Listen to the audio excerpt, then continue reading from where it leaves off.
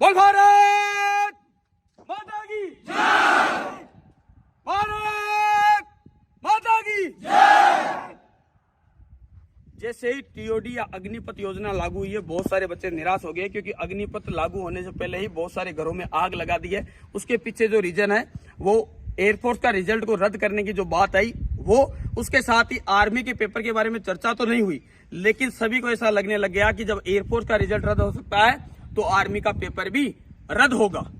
और बहुत सारे टीओडी के विरोध में भी आ गए कि टूर ऑफ ड्यूटी अच्छी नहीं है, इसके बहुत सारे गलत नुकसान होंगे।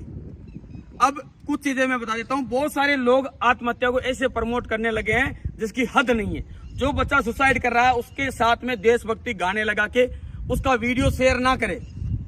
ये कोई बहादुरी का काम नहीं किया, ये कायरता है। ये आपके जीवन में अगर आपको एक फोर्स की जॉब नहीं मिली, आपको भारतीय सेना में जाने का मौका नहीं मिला, भले आपकी मेहनत कितनी भी हो, किसी भी कारण से बस वो रद्द हुई है, आप जीवन खत्म कर ले रहे हो, ये अपराध है आत्महत्या।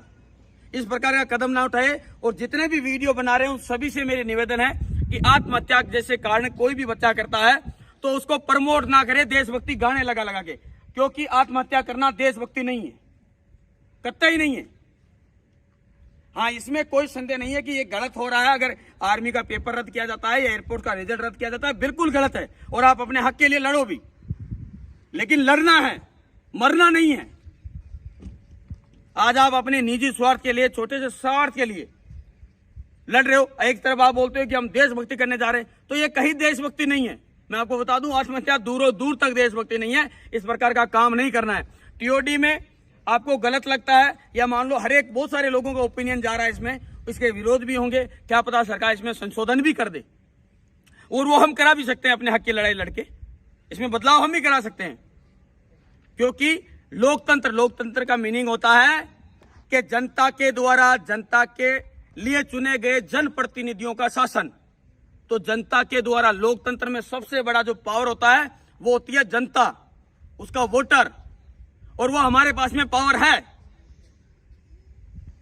तो किसी भी नियम को लागू करना, सरकार ने जो भी इसके पीछे मंशा रही है उन्होंने लागू कर दिया। हम इसको एक्सेप्ट करें ना करें ये हमारे ऊपर डिपेंड करता है। हम अगली बार चुनाव में उनको इसका नतीजा दिखा सकते हैं, इसके लिए लड़ सकते हैं, आवाज उठा सकते हैं, इसमें बदलाव करा जा सकता है, लेकिन गलत काम ना करें, सार्वजनिक संपत्तियों को नुकसान ना पहुंचाए। किसी भी पुलिस केस में आपका नाम आ गया तो फिर आप भारतीय सेना में जाने लायक नहीं रहेंगे। भारतीय सेना में जाने का जो जुनून होता है बच्चों में, उसके लायक फिर आप कतई नहीं रहोगे, क्योंकि अगर आपके ऊपर एक भी चार्जशीट में कहीं नाम, किसी भी प्रकार का सार्वजनिक संपत्ति को नुकसान अगर आपने पहुंचाया, किसी के की बेखाओ में आकर, तो आप बहुत बड़ा नुकसान उठा लोगे। टीओडी आपको पसंद नहीं है, शायद मुझे भी अच्छी नहीं लग रही, और हो सकता है कि पूरे देश को भी अच्छी नहीं लग रही, तो इसके लिए कुछ ना कुछ समाधान निकलेगा। हम अपने हक की आवाज उठा सकते हैं।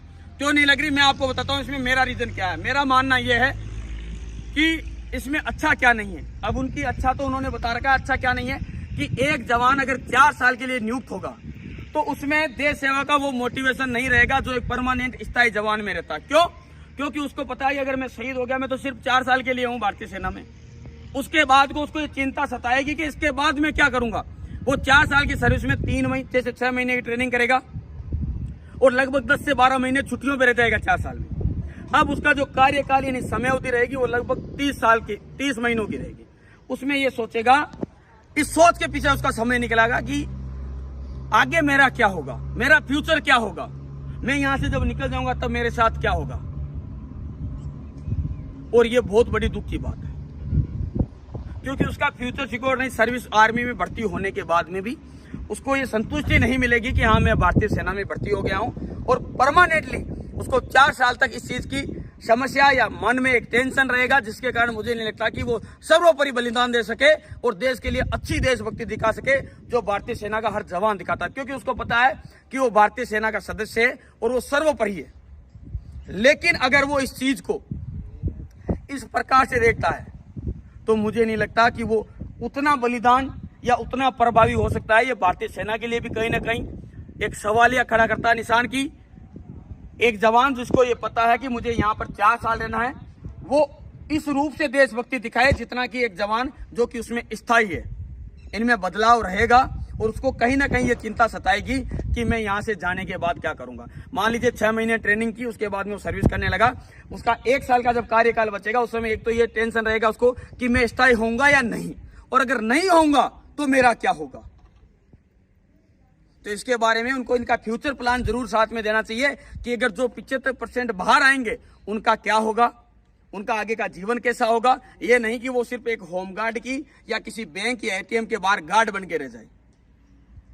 प्राइवेट लिमिटेड कंपनियों में आपने जरूर बोला कि उनमें उनकी प्रायोरिटी रहेगी, लेकिन वहां पर उनकी जो इज्जत है वो उस लेवल की नहीं रहेगी। उनका एक मासिक वेतन प्रभावित रूप से कि ये होना चाहिए कि इतना कम से कम भारतीय सेना में टूर ऑफ ड्यूटी करने के बाद में अगर वो कहीं पे भी सर्विस करता है तो इतना पेमेंट उसका होना ही चाहिए, ये निर्देशित होना चाहिए। और उनका आगे का रोजगार भी फिक्स होना चाहिए कि उनका आगे का रोजगार इस प्रकार रहेगा। ये बातें खुलकर सामने आनी चाहिए। लेकिन जो इसके खिलाफ लड़ाई लड़ रहे हैं वो लीगली तौर पे लड़े, किसी भी प्रकार की गलती ना करे, क्योंकि आपके परिवार के अलावा इसका नुकसान किसी को नहीं होगा। 140 करोड़ की जनसंख्या है, आप उसमें कहीं पहचाने नहीं जाओगे।